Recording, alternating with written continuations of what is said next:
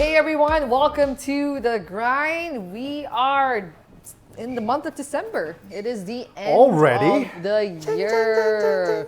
That's crazy how it's already almost Christmas. And so with that, new month is a new series. And this month we are going to talk about the unexpected. What? What? You didn't know? They were talking about the unexpected? Wow. Are we discussing this? That was unexpected. Dun, dun, dun. Oh gosh, please Dom, cut this.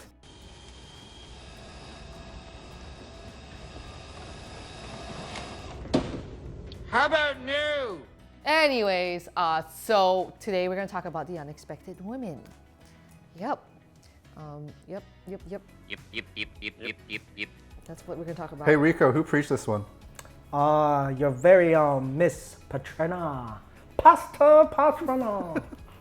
What did I had the intro every single time I walked up on stage? It's like a little Rico go up on stage and like, hear ye, hear ye. It sounds like a Harry Potter thing. Pastor Petrina.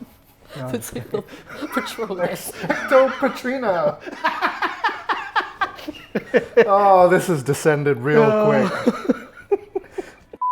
Okay, we're done. Okay. All right. Okay. Okay, cool. Anyways, so I talked about the genealogy, and Matthew began the gospel talking about the genealogy of Jesus. Yep. And so I figured, do you guys, why don't we share a fun fact? Do you guys have fun facts about your family and something that you love about your family? Let's do fun facts first. Fun facts about your family. Someone in my extended family owned a restaurant, obviously a Chinese restaurant, where they served people like the Beatles and like footballers and the managers of the clubs in Liverpool and stuff like that. Are they like the typical Chinese, restaurants where they have a picture with a star on the wall? No, And then no. they'd be like, This was a classy joint. So basically, It was like Cha Chan Teng really existed. I was about to say that. I mean, if Cha Chan Teng can exist in a manor house in a country park, then yes. Oh my gosh, the original Cha Chan Teng in Liverpool. Oh my days. Wow. Oh, See- funner fact. Fun my fact. dad waited on Paul McCartney. Oh, did he get an autograph ticket? Ooh. No, anything? No. No. For me, like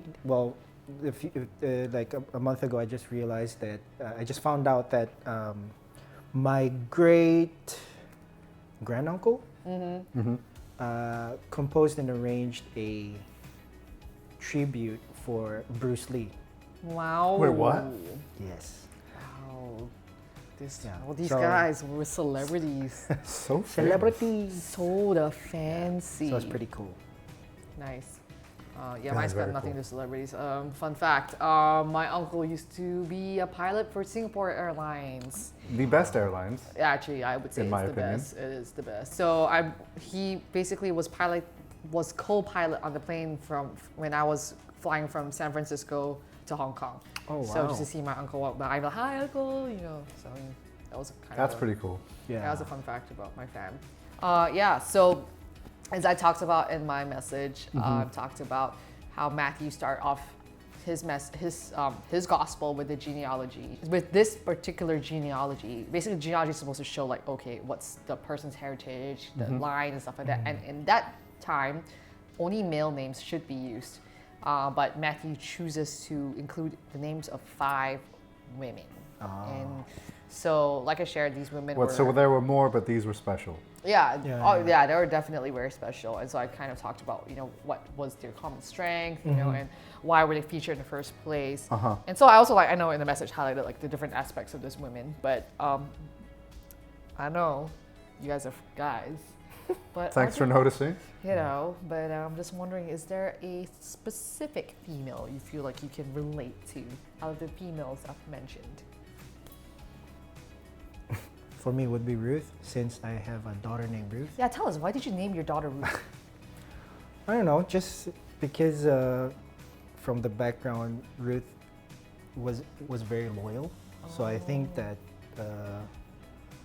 I feel like our child will be a very loyal child. And is she a very loyal child now? Yeah, she is.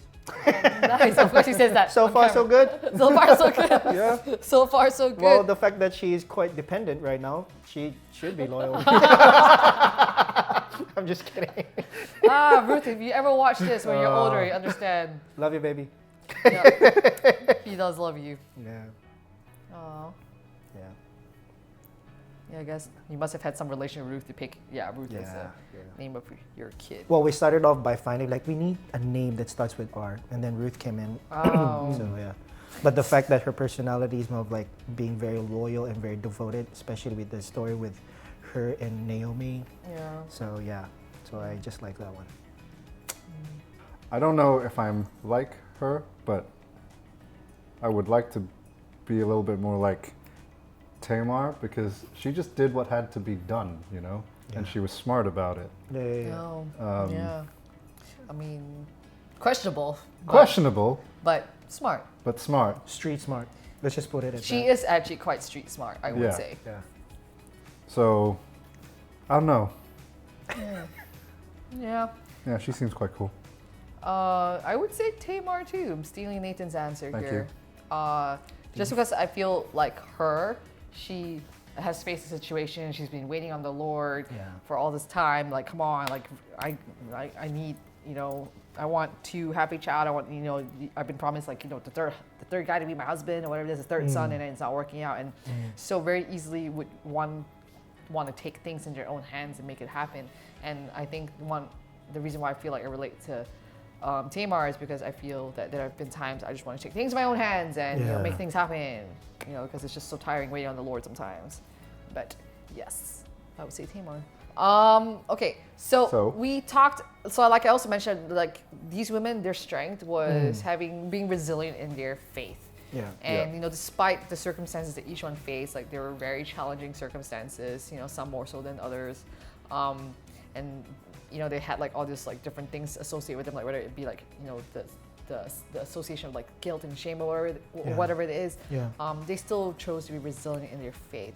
So has there been a time where you have been challenged in your faith that, you know, that what was the outcome? Like how are you resilient in your faith? What was the outcome?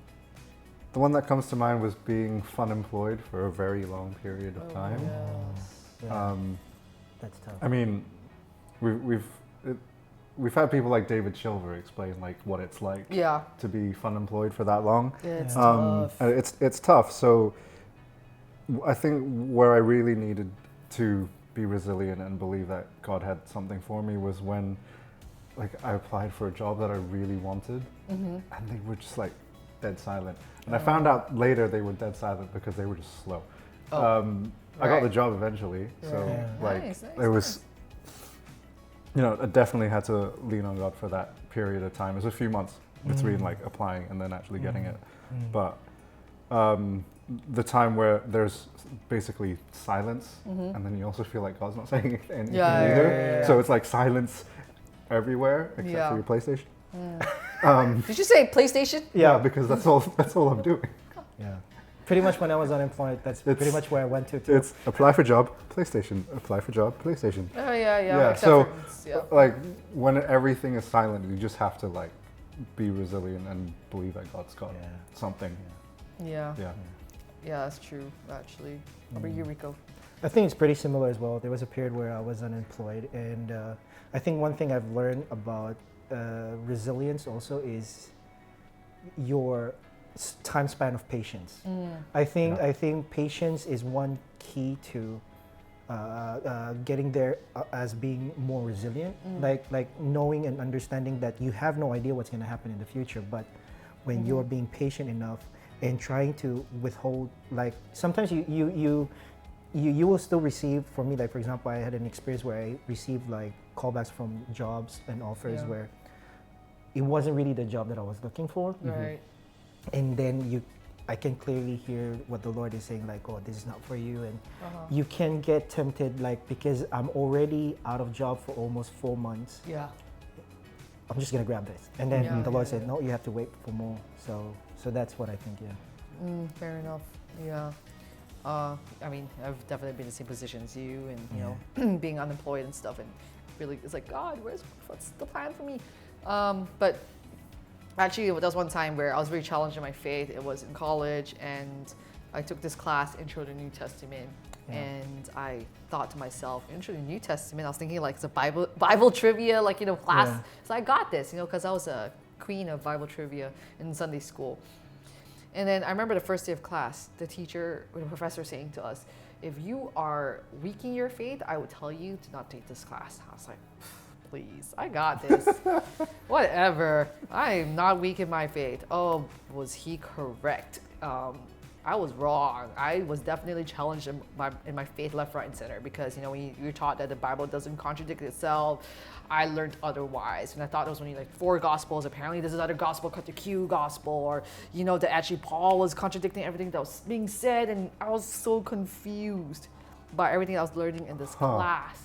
And I was like, now I'm confused hearing about it. But I was like, what is my life? And I remember just doing this and I was like, what the heck? And I remember also during that time, I wasn't I wasn't grounded in the church. Right. I was church hopping, and I just remember going to another church, just checking it out. I'm walking with my friend, and with this going on, I said to my friend, like, what is the point of being Christian? I don't want to be a Christian anymore if this is what it is, And I remember just saying that, and then just, feeling like I've just said the worst thing ever, which is like, what? How can I just say, I don't want to be a Christian anymore? Come on, And so from that point onwards, I just decided because at that point, I remember it was just like me and my friend just stopped walking, and we both looked at each other and they're like, no, this is not right. This is not right. The fact that I said I don't want to be a Christian anymore. So I decided to get plugged into a church, and then, and then things worked out because I had a community to really walk with me, to be there for me. So I was struggling with that course, but at the end of the day, I think it all turned out okay. Anyways,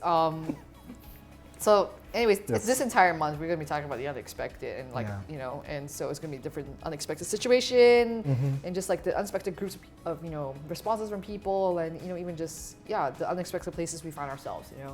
And so. Well, you never know what God can do, and God is the God of unexpected, and everything again revolving around Jesus was unexpected. So who knows? God can just really work through the unexpected things that happen in our lives to just really all things work together for our good. So with that being said, let's just have hope in this season to expect God to do the unexpected in our lives, and and to have hope, because that's what hope is, to have the joyful anticipation of good. So. God is a good God, so let's just, commit it to Him, and it'll all be all good. So, I know, anyways, you get it. You get it. We do get it. Yeah, awesome. We got it. Awesome, Yeah. got it. All right, We got fantastic. We'll catch you next time. Again, thanks for joining us, and catch you next time. Bye.